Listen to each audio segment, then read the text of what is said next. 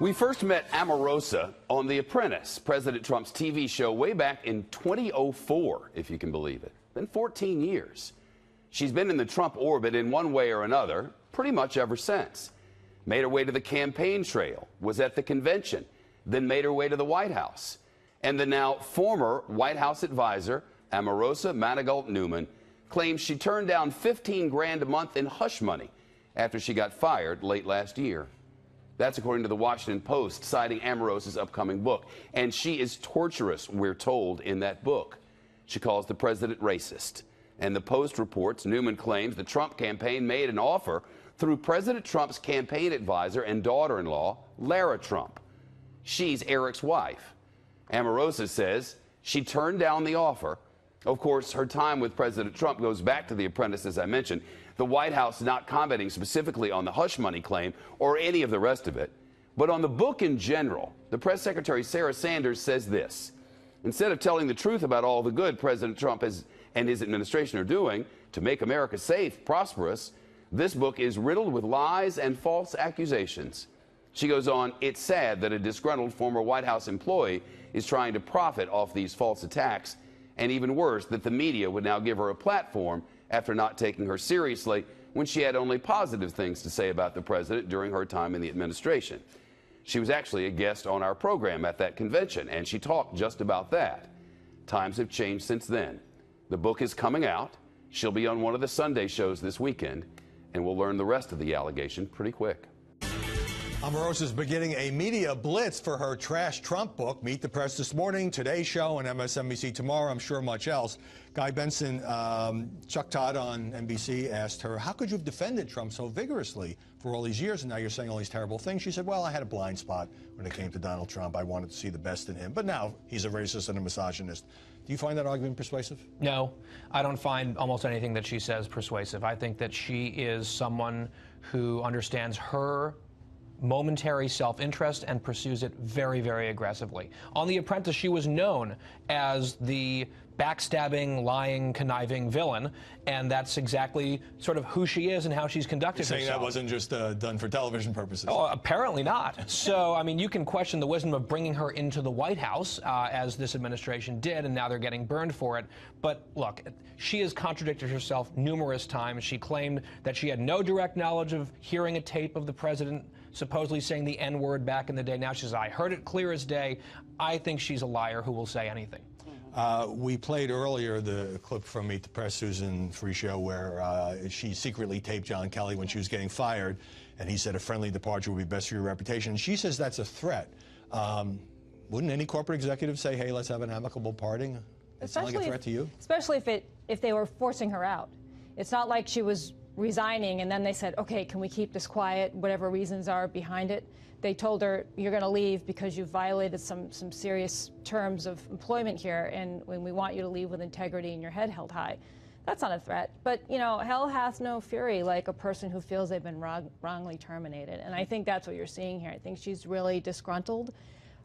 There's no telling what she's saying is true or verifiable, but she's definitely angry, and she's getting a big platform. I would just add, hell hath no fury as somebody who's been terminated and has a book to sell. Capri Cafaro, you know Omarosa. You can talk about that.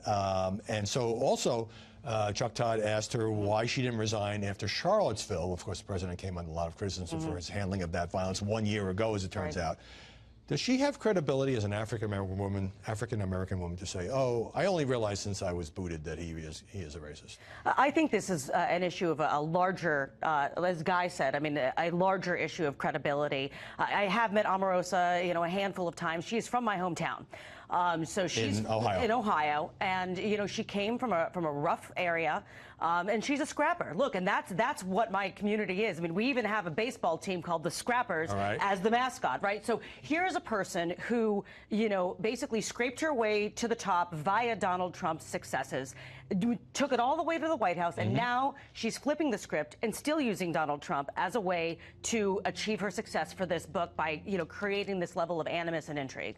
Just briefly, what do you make of Sean Spicer's argument that the media are going to just fall in love with her in this book, despite the fact that she was kind of treated as a sideshow because it fits the anti-Trump narrative? I mean, of course he's right about that. I mean, there's no question about that. If she wrote a glowing book, sort of mostly like his, she wouldn't get invited for 30 minutes on Meet the Press. She is spoon-feeding the media precisely what they want to hear about Donald Trump, and they are very happy to gobble it up. They'll put her on television. She'll sell a lot of books. Everyone wins except maybe the truth.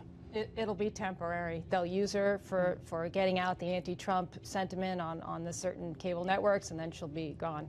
It's a cruel business. Yeah, Capri Cafaro, Susan Frischio, Guy Benson, thanks very much. Great discussion. Well, President Trump sounding off on Twitter this weekend, slamming the dossier author Christopher Steele, the media, and his Attorney General, Jeff Sessions. At the same time, former White House aide Omarosa is making her first TV appearance today to discuss her tell-all allegations about the Trump White House. Here to break it all down for us, Siraj Hashmi, commentary video editor and writer for the Washington Examiner. Thank you for joining us on our show. Thank you for having me, Elizabeth. A lot of fallout from that Omarosa interview on Meet the Press. I want to play a quick soundbite for you. It's regards to some of the news that's happening this weekend and get your reaction. As we are celebrating, well, actually observing the anniversary of Charlottesville, that he has an opportunity actually to bring the country together, but you'll see that he doesn't have the ability to do that because he puts himself over country every day. I would suspect that the White House would point to a most recent tweet where he's coming out and trying to push unity. What are you hearing from the White House? What we're hearing from the White House right now, I think, is they're being strategic in terms of and careful about how they responded this time around to the protests happening outside the White House and in Washington, D.C. Of course, there's a lot of security this time around, and I don't think law enforcement or the state is letting their guard down this time around like we saw in Charlottesville last year. Of course, President Trump, in his time last year responding to the Charlottesville protests, he did have a huge fumble, politically speaking, and, lost a lot of support within his own party, within the Republican Party, with respect to his take on, kind of both siding the issue about white supremacists and Antifa. Of course, there was probably a better way to handle it, and I don't think he's going to make that mistake again. And certainly he's in New Jersey, but it's in Washington. Not that it makes it more or less important, and certainly we had the anniversary of protests in Charlottesville, but it's in his backyard. I mean, I know that he's in Bedminster, but they're here. They're in D.C. I want to continue on Omarosa because we had Sean Spicer on. He was on another network. He had said, listen, her taping the general, because we saw those tapes released on Meet the Press, is basically a national security risk. I mean, he was throwing some pretty heavy language at her. Are you hearing that from the White House? Were they surprised by this? I think what we're hearing from the White House is that there was several protocols that were violated. Of course, D.C. laws, you only need one party to consent in terms of recording. But if there was a recording that Omarosa took place in the Situation Room with John Kelly, the chief of staff, you're not allowed to bring cell phones in there. I don't know what she actually brought in there. And there's non-disclosure. She talked about non-disclosures. Right, and of course, she signed a non-disclosure agreement in which she would not violate, going against the Trump administration, the Trump family, or even President Trump himself. And so there might be some legal ramifications for this. Yeah, the story is just beginning. I want to get in one more topic in the effort of time. Omarosa Manigault Newman is out with a new book savaging President Trump, who made her famous by putting her on The Apprentice, then fired her from a White House job in December. She said on Meet the Press this morning that she'd heard a tape from Apprentice days of Trump allegedly using the N-word. And once I heard it for myself, it was confirmed what I feared the most, that Donald Trump is a con and has been masquerading as someone who is actually open to engaging with diverse communities. But when he talks that way, the way he did on this tape, it confirmed that he is truly a racist. The president had a brief but pungent response when a reporter asked about his former aide. Mr. President, do you feel betrayed by Omarosa, sir? Lowlife. She's a lowlife. Joining us now is former White House Press Secretary Sean Spicer, author of the new book, The Briefing, Politics, the Press, and the President. All right, so given that Omarosa was fired just 8 months ago from the White House and that she's trying to sell a book about the president, which happens to be called Unhinged, how seriously should the media take her charges? Not at all. Look, this is someone who says that she resigned moments after she left the White House. Now she says she was fired. This is someone who said the president wasn't a racist. Now she says he was. She says that the president was a great man. They accomplished a lot. Now she calls it into question.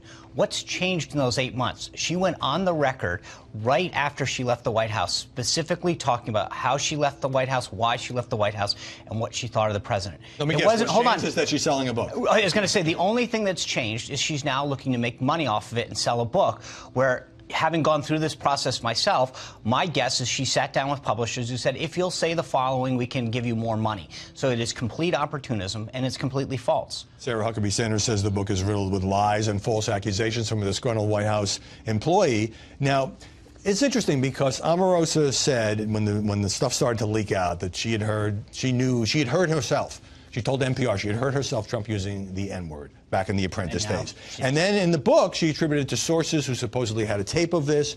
And then she said that on Meet the Press again today. How credible is that accusation? She's not at all. And Howie, I think that the other point that's fascinating to me is that for all these news organizations that decry the use of the word fake news and talk about the need to be using facts and pursuing the truth, here they are taking someone who has been largely discredited by her own words within a matter of months and putting her on a esteemed political talk show as a lead guest, wishing her well and passing along accolades on the book, as opposed to recognizing what this is. It's opportunism, and it's completely false. But you're saying she has no right to be interviewed? No, she has absolutely right. But my point is that look at the questions that are getting asked. Look at the spotlight that they're putting it on her. These are the same people who ignored her during her time at the White House, who didn't deem her credible, who clearly, through her own words and interviews and contradictions, is not credible. And yet, these members of the media who decry the use of fake news, who talk about the need to pursue facts and the truth, give her a platform and highlight her. Because why?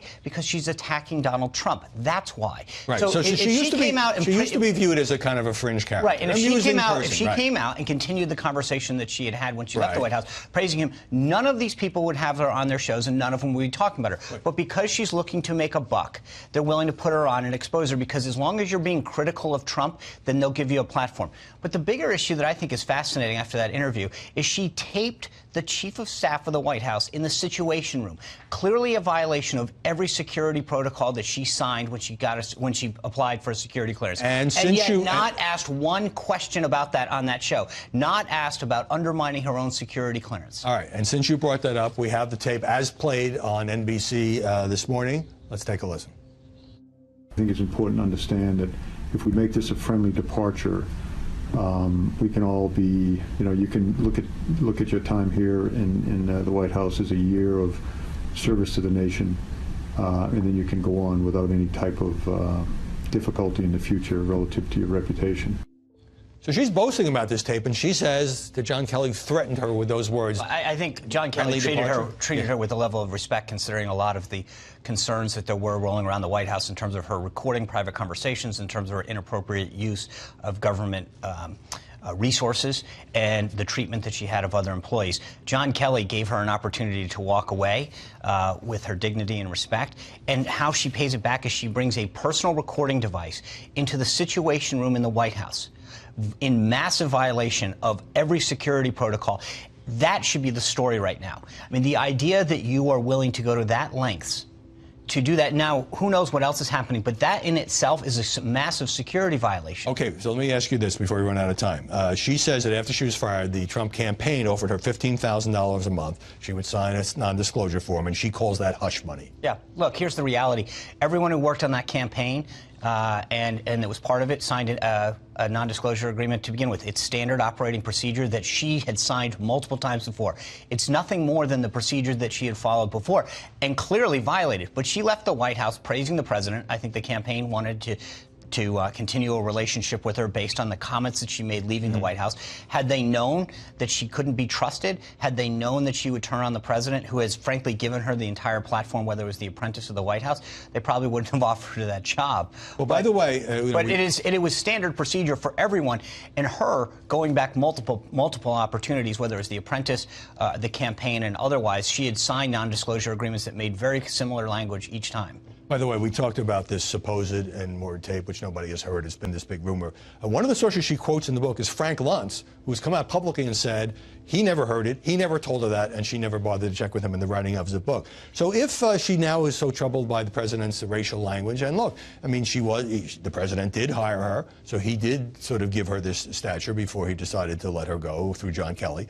How does she account for the fact that that Donald Trump did so much for her career as an African-American woman?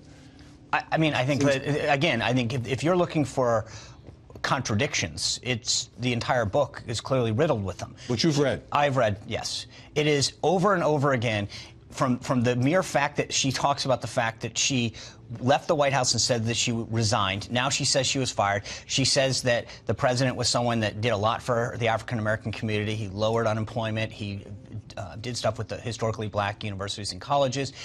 He has done a lot for opportunities in that community, and yet now, and she was so proud of it during her time, she was very public in her defense of what she had done and what the president has done.